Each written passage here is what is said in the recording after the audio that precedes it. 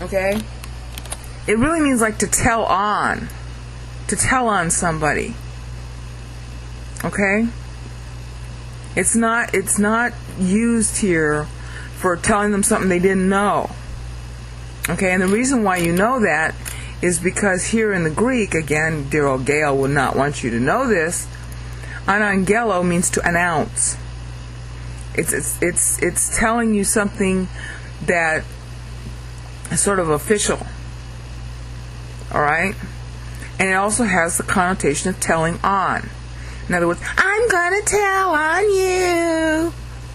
Alright? And when my pastor spent a lot of time on this word, especially because of the mistranslation in the KJV, to let everybody know, hello, God isn't saying that they didn't know before. Okay?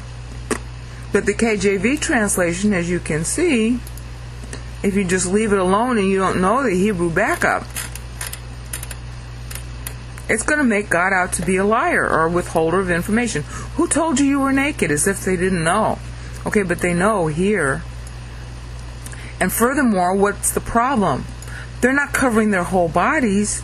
They're covering their private parts.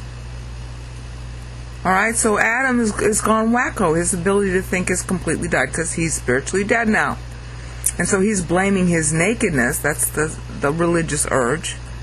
He's really blaming his private parts for his sin. And he thinks that covering it up somehow that'll atone. So the Lord is saying, who told you that being naked was wrong? Alright? And in a way, he's talking about the whole private parts thing. He's referring back here to Adam's action here. So who denounced you for being naked? It wasn't Christ who did the denouncing. It was the devil. Okay? Now, if you want more information on this, there's a link in the sidebar. My pastor spent a lot of time on this when he covered the Genesis series. And he talked about how nagad means to denounce. And I suggest that you get that because he uses the KJV in those days. Alright, he used it for most of his career until the NASB came along. And really the NASB is better in certain ways, but not better in other ways. All the translations got problems. But he covers this whole business with nagad. It's pronounced nagad with a TH sound at the end because there's no dagish in the D. Alright? I suggest you get his Genesis series, and that way you're hearing somebody with authority talk about it from referencing the King James. Okay? But just understand the point of this video was simply to show that the King James translation, and all the other English ones too, because they copy the King James, is making God out to be a liar right here. Because the couple was made naked, so they had no reason to be ashamed. God made them naked, okay? They lived that way. It was just the two of them. There were no other people. And the animals were all naked too. Oh, but now suddenly, as soon as he sins, he thinks having his private parts open is a sin. Yeah, that's a religious temptation. You get that? He's sinning a religious sin. He's covering up what God didn't cover up. And so now, Satan's so clever. He covers up by the translation. He denounces God for making them naked. And he was the one who denounced Adam for being naked right here in Genesis 3:7, which is why Adam makes the fig leaves. Again, look at my pastor's exegesis on it. I'm sure you can find it from other people by now. That exegesis my pastor did was in the 1960s or 70s. You'll be able to find out in the sidebar when you click on the Genesis link. Okay? So here we go. God being called a liar, God being called a withholder of information, God being called nasty by the King James and really every other translation, because what they do to be politically correct is they translate. See, declared is more of a proper translation, but it's really denounce. All right, and if I take, let me see if I can do this. If I take all the English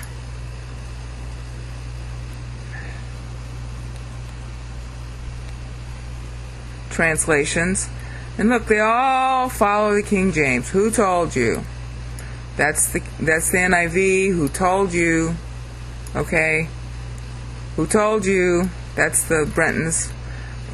Okay. Here's Young's literal translation, who declared, who told you, NASB. Here's Darby, who told you. See, everybody copied the KJV. Okay, and even the modern, this is modern crappy English Standard Version. And then this is another version of the KJV, oh no, I'm sorry, that's American Standard. I get that mixed up with the Authorized Standard Version. Okay? Who told you? Geneva. Of course, King James is probably copying from the Geneva. And then here's the Tanakh. Okay? Bible in Basic English. Who gave you the knowledge? That's even worse. Okay? And then these other ones are, similar. Okay? Nobody translates it right. And you know why? Because Nagad, where is it? Right here. Nagad, the translation that they give you is in deference to how the Authorized Version puts it. Okay? And you'll see that in Brown Driver Briggs, which is another lexicon.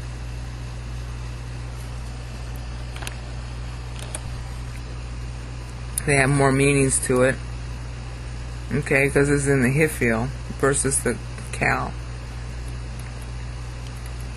And these are all their references. You see, they're paying attention to the Vulgate. Okay, which, here's the Vulgate. Let me show you. Where's the Vulgate? Vulgate. Wait a minute.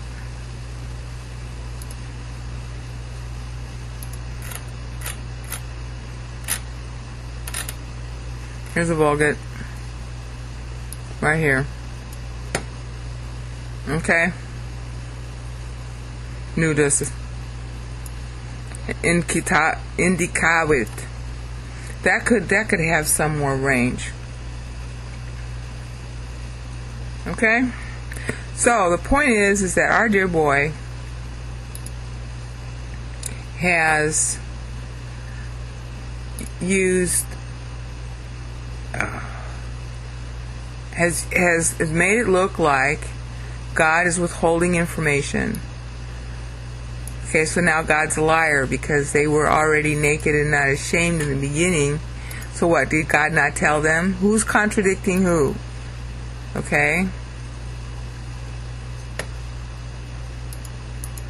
One last time, we'll get it. My mouse is freezing up on me. That means I'm going over my time limit. Oh, I hate it when this happens.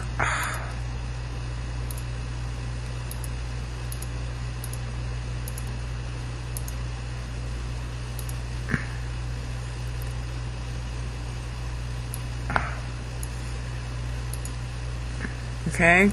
They were both naked and not ashamed.